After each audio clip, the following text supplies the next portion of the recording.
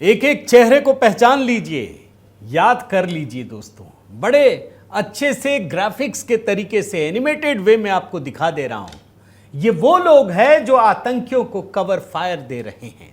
ये वो लोग हैं दोस्तों जो पाकिस्तान के समर्थन में खड़े हो गए। एक एक नाम बड़े गौर से देख लीजिए। इसमें सबसे बड़ा नाम तो रॉबर्ट वाड्रा का है।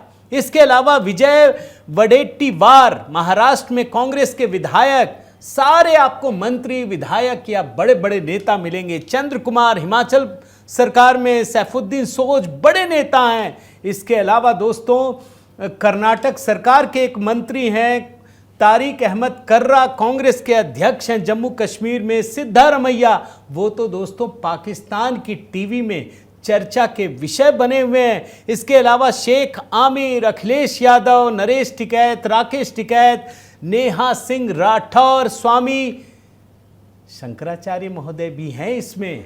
एक एक चेहरे को मैं इसीलिए आपको बता रहा हूं और मैं आपको बयान भी सुनाऊंगा ताकि आपको समझ में आ जाए कि मोदी जी को सिर्फ बाहरी दुश्मनों से ही नहीं निपटना है, कि भारत के भीतर बैठे उन लोगों को भी समझना है जो पाकिस्तान के आतंकियों के समर्थन में उठकर खड़े हो गए हैं।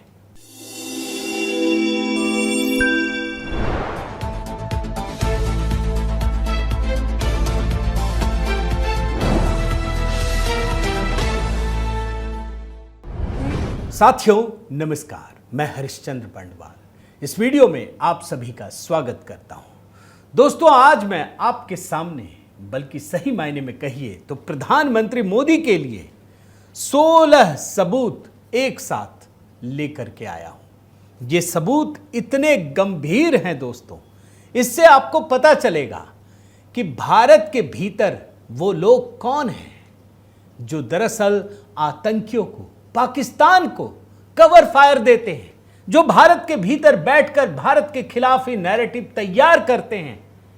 ये मैं आपको दिखाना चाहता हूं और इसलिए क्योंकि मैं देख रहा हूं कि कई सारे न्यूज़ चैनलों में जो लोग बैठे होते हैं ना, वो भारत की भक्ति के समर्थन में भी ठीक से तर्क गढ़ नहीं पाते।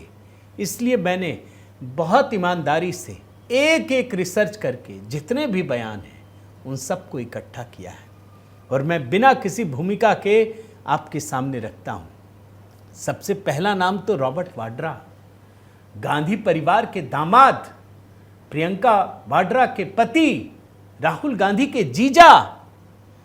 जिस दिन घटना हुई उसके ठीक अगले ही पल में इनका बयान आ गया और जानते हैं आतंकियों की हरकतों को जस्टिफाई कर रहे हैं। क्या क्या कहा मैं वो दिखा चुका हूं। मैं छोटा बयान दिखा रहा हूं कि अगर आतंकियों ने धर्म देखकर, धर्म पूछकर गोली मारी तो वो मोदी जी को संदेश देना चाहते थे। सुन लीजिए। Looking at identities and then killing somebody, that's a message. Also sending a message to the Prime Minister of our country. Why? Because Muslims are feeling weakened. The minorities are feeling weakened. देखा आपने दोस्तों। अब दूसरा बयान सुनिए। कांग्रेसी ही अधिकतर मिलेंगे, खुलकर खड़ी। भाई भारतीय जनता पार्टी ने लश्करे पाकिस्तान क्या लिखा है? आप ये जो सज्जन है विजय वडेट्टीवार, महाराष्ट्र में कांग्रेस के विधायक हैं, आतंकियों को किस प्रकार से बचाव कर रहे हैं। पता है क्या कह रहे हैं? टेररिस्ट के पास समय होता है क्या कि वो लोगों से धर्म पूछे फिर मारें? हिंदुओं को गुनहगार साबित कर रहे हैं कि धर्म का नाम क्यों बोला। सुन लीजिए। इस बारे में कोई बात नहीं करता। बात क्या करते हैं तो उन्होंने हिंदू का पूछ कर मारा। अरे कोई टेररिस्ट को पूछने तक समय होता है क्या? उनके कान में जाके, नजदीक जाके पूछेगा। ये सब जो बातें हैं बहुत सारे इसमें कंट्रोवर्शियल, कोई बोलता है ऐसा हुआ ही नहीं, कोई बोलता है ऐसा हुआ है। अब आइए आपको मैं कांग्रेस के एक मंत्री महोदय का बयान सुनाता हूं। हिमाचल सरकार में मंत्री हैं, इनका नाम है चंद्र कुमार। मोदी जी ने सिंधु नदी समझौता को स्थगित क्या किया, ये परेशान उठे। बोल रहे हैं पानी कैसे रोक देंगे, इससे कोई पॉलिटिकल सॉल्यूशन होता है क्या? अरे पॉलिटिकल सॉल्यूशन, वो गोली मार रहा है धर्म पूछ करके, आप पॉलिटिकल सॉल्यूशन की बात करते हैं। ये परेशान हो गए पानी रोकने से, बोले पानी रोक देंगे। सुनिए ना। जब कुछ नहीं आता तो हम पड़ोसी देशों के ऊपर डाल देते हैं कि उन्होंने ये कराया है। दहशतगर्दी तो पाकिस्तान में भी है। किसी का पानी रोक करके, किसी की बिजली रोक करके थोड़ा बदल दिया जाता है। प्लेटफार्म के ऊपर बैठ करके कोई भी नेगोशिएशन के ऊपर बैठ करके पॉलिटिकल सोल्यूशन जो है वो पॉलिटिकली जो सॉल्व किए जाते हैं, गोली बंदूक से कभी नहीं हुए। बड़े बड़े राष्ट्र भी उनको भी एक बार जो है वो टेबल पर उठाना। देखते जाइए, एक एक करके कई बयान दिखा रहा हूं दोस्तों। अगला बयान है ये कांग्रेस नेता सैफुद्दीन सोज, बहुत बिलबिला रहे हैं, मोदी जी ये क्या कर रहे हैं? अरे इतने सारे युद्ध हो गए, कभी किसी ने पानी नहीं रोका, आप पानी रोक देंगे? अच्छा, आप कैसे इसको जस्टिफाई करें कि हम जो बोल रहे हैं सही बोल रहे हैं? बोल रहे हैं मोदी जी ने अगर पानी रोक दिया तो पंजाब और जम्मू कश्मीर पूरी तरह से डूब जाएगा। गजब का कुतर्क गढ़ा इन्होंने, सुन लीजिए। I don't think that India should go that far because it is a treaty, it has worked well even during the wars and it offers advantages both to India and Pakistan. What will we do with water that is available? It will submerge Punjab and Jammu and Kashmir altogether. देख लिया आपने दोस्तों। अब एक तो गजब के नमूने हैं कांग्रेस में, नमूना मत बोलिए, हीरा, कांग्रेस का हीरा, माफ कीजिएगा नमूना बोल दिया मैंने। ये तो कभी भी छा जाते हैं, मुंह खोलते हैं और छा जाते हैं। अब मोदी को गाली देंगे तो चल जाएगा, मगर आप कह क्या रहे हैं? ये भी पहलगाम हमले पर बहुत बोले, लेकिन एक बाइट इनकी मिली। अब ये अभी की है पुरानी है पता नहीं, लेकिन ये गजब बोल रहे हैं दोस्तों। ये सिंधु नदी का पानी रोक देंगे, बोल रहे हैं कि 4 जंग के बावजूद ये नहीं रोक पाया। आप कैसे रोक देंगे? आपका तो हस्ताक्षर है। इनको बड़ी चिंता हो रही है, सुनिए ना। कमाल का समझौता है जो कि 4 जंग होने के बावजूद वो कायम रहा है, उसको आप रद्द करना चाहते हो तो दुनिया आप पर क्या भरोसा रखेगा? आपका हस्ताक्षर तो उस पर है। शंकर अय्यर जी की महिमा अद्भुत है, आप जानते हैं। अब अगला आइए, ये हैं आर.बी. तिम्मापुर, कर्नाटक सरकार में आबकारी मंत्री हैं। इनका ट्रांसलेशन भी मैं आपको दिखा दे रहा हूं, मतलब ये अपनी भाषा में बोल रहे हैं। ये कह रहे हैं कि a man who is shooting, कोई भी व्यक्ति जो चलाने वाला होता है वो जाति धर्म पूछ सकता है। ये बोल रहे हैं वो गोली चलाएगा और फिर भाग जाएगा, ऐसे थोड़ी है कि धर्म पूछेगा।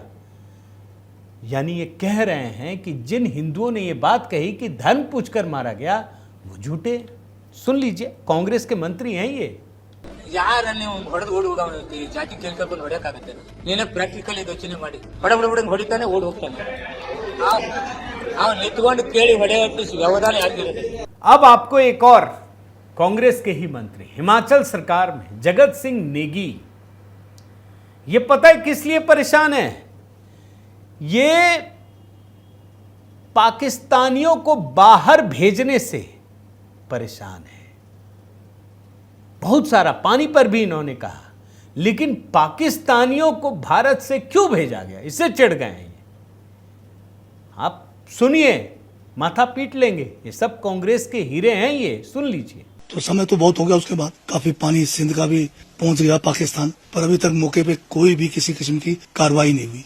ये जो यहाँ के नागरिक को, जो पाकिस्तान के नागरिक हैं, उनको यहाँ देश से वापस भेजना या हमारे नागरिकों को वहाँ से वापस भेजना, ये कोई बहुत बड़ी बातें नहीं है। इससे कोई विशेष जो है आतंकवादी के खिलाफ, कोई आतंकवाद के खिलाफ हम कोई बड़ी कार्रवाई के रूप में भी नहीं मान, बल्कि उल्टा इसका नुकसान ये हो गया कि पाकिस्तान ने हमारा एयर स्पेस बंद कर दिया और हमारे जितने भी यहाँ से एयर स्पेस में जो हमारे जितने भी एयरलाइंस है उनको जो है लाखों का जो है नुकसान प्रतिदिन उठाना पड़ रहा है। अब जगत सिंह नेगी जी के बाद बात करते हैं दोस्तों तारिक अहमद कर्रा।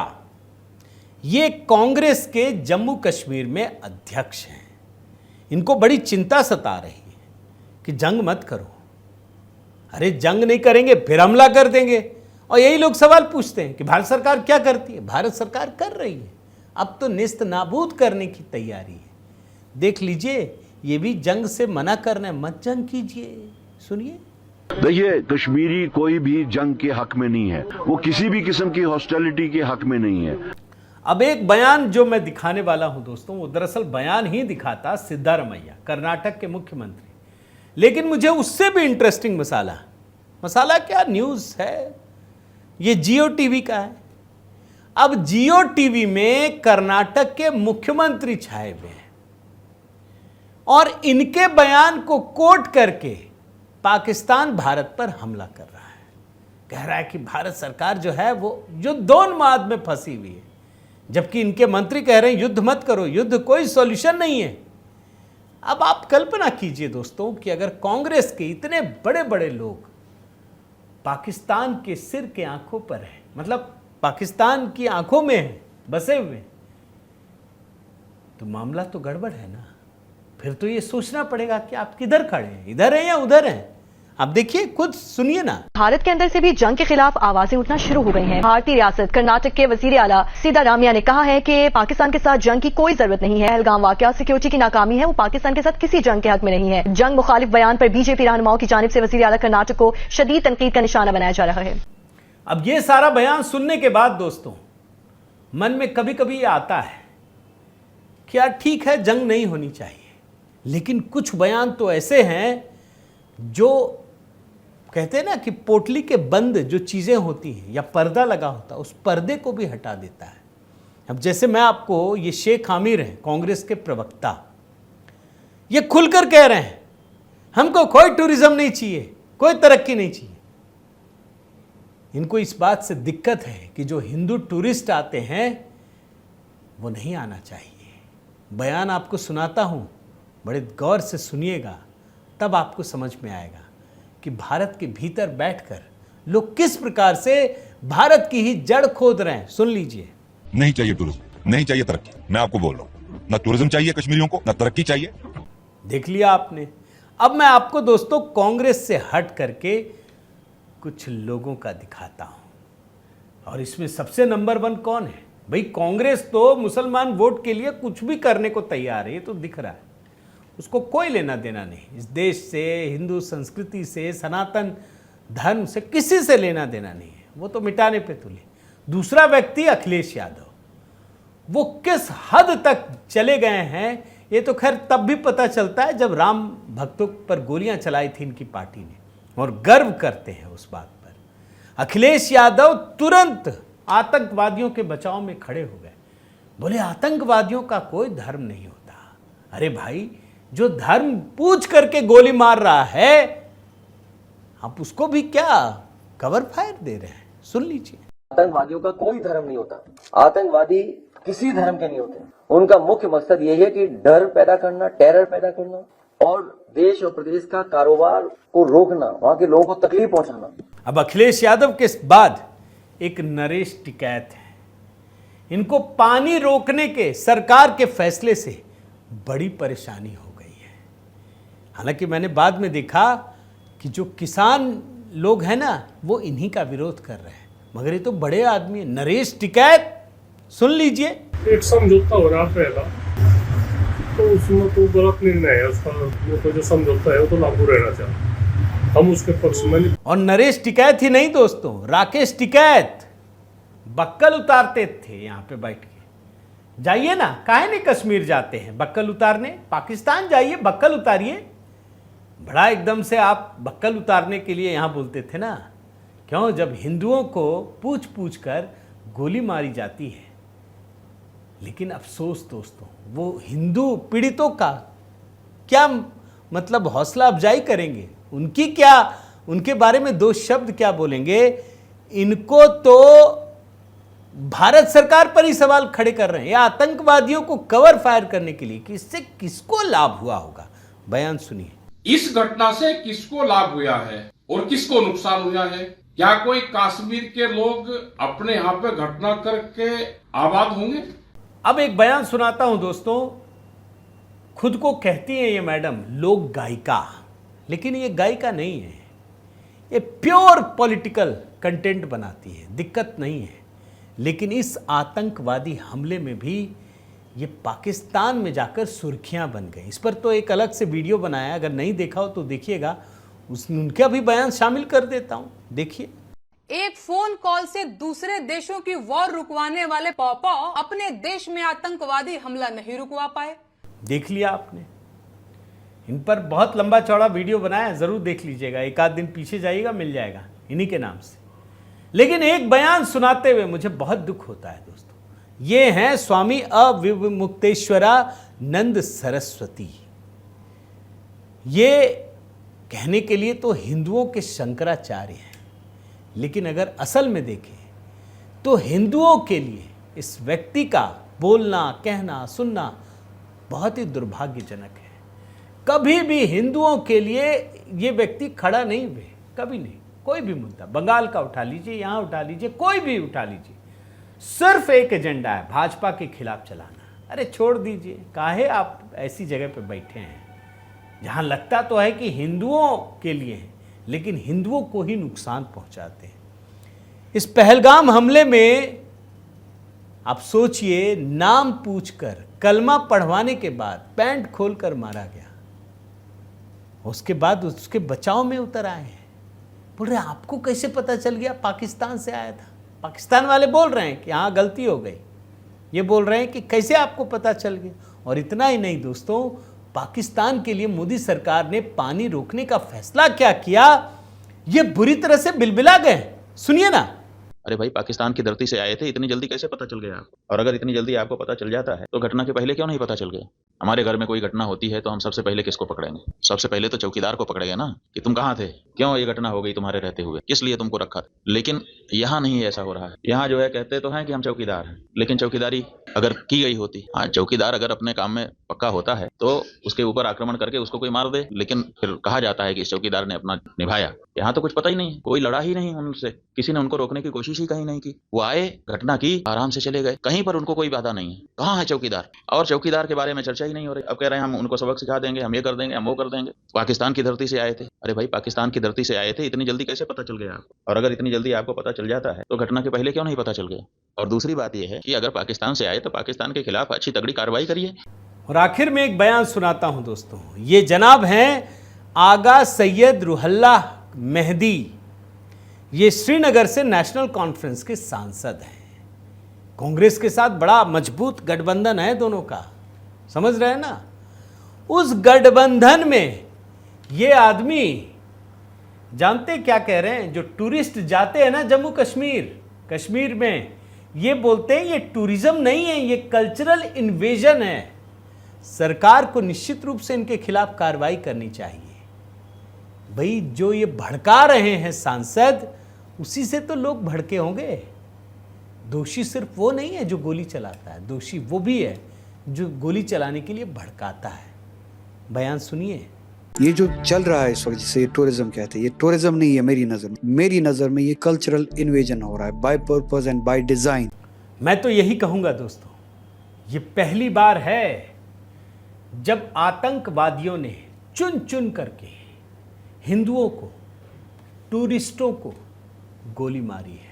पहली बार है, ये सबको पता है। प्रधानमंत्री मोदी साफ कहते हैं भाई, जो विकास की धारा बह निकली थी उसको भी डिरेल करना था। लेकिन एक सवाल तो उठता है ना कि चलो पाकिस्तानी डिरेल कर रहे थे, लेकिन हिंदुस्तान के भीतर, कश्मीर घाटी के भीतर जो स्थानीय लोग इसमें इन्वॉल्व थे, क्या वो दोषी नहीं है? उनको पकड़ने की जिम्मेदारी किसकी है? वो स्थानीय लोगों की है। और मैं तो साफ मानता हूं कि इस बार की कड़ी में इतनी मेहनत सरकार कर रही है विकास के लिए, आपको आगे बढ़ाने के लिए, वहां अगर इन लोगों ने भी साथ नहीं दिया, वहां के लोगों ने इस बात का पता नहीं लगाया, हर काम तो सिक्योरिटी फोर्सेस के भरोसे तो हो भी नहीं सकता दोस्तों। 140 करोड़ के देश में कितना है? सिर्फ 12 लाख जवान हैं। हर गली मोहल्ले में घुसा देंगे, हर घर में जवान घुसे रहेंगे क्या? स्थानीय लोगों की जिम्मेदारी है। और मैं मानता हूं कि बहुत सारे लोगों को पता होगा, बताया नहीं। अभी जिप लाइन वाली कहानी आपने देखी ली। भाई आप सोचिए, मैं आपको एक एग्जाम्पल देता हूं कि बनारस में ज्ञानवापी मस्जिद, भाई कितने साल से, कितने दशक से लोग जा रहे हैं, पता नहीं है कि अंदर में शिवलिंग है। एक भी व्यक्ति ने, एक भी मुस्लिम ने बाहर आकर बताया कि यह शिवलिंग जैसी आकृति है? किसी ने बताया? जब कोर्ट के आदेश पर लोग गए तब बाहर निकले, मिल गए बाबा, मिल गए बाबा। तब लगा क्या मिल गया बाबा? यानी सैकड़ों, हजारों, लाखों लोग देख चुके होंगे, एक भी आदमी ने इस बात की जानकारी नहीं दी। ये है असलियत, यही है भाईचारा। अब आप जब तक चाहें चारा बनते रहिए। उम्मीद करता हूं दोस्तों ये वीडियो आपको पसंद आया होगा। बड़ी मेहनत से इस वीडियो को तैयार किया है, क्योंकि आप भी देख रहे हैं पूरी सीरीज मैंने बना दी, सारे रिसर्च निकाल दिए, और ये इसलिए ज़रूरी था ताकि आपको जीवन भर एहसास रहे कि जब देश पर इतनी बड़ी आपदा होती है उस समय भी इस देश के लोग किस तरीके से अपने देश के खिलाफ ही खड़े हो जाते हैं। उम्मीद करता हूँ ये वीडियो पसंद आया होगा दोस्तों। ज़रूर कमेंट कीजिए, लाइक कीजिए, बेल आइकन दबाइए, और हाँ देखिए HB मेलोडी पर दोस्तों एक शाम भजन मेरी ही आवाज़ में मेरी लिखी हुई एक भजन है, उसको अपलोड करूँगा, तो आप बने रहिए, जुड़े रहिए। बहुत बहुत धन्यवाद। जय सिया राम।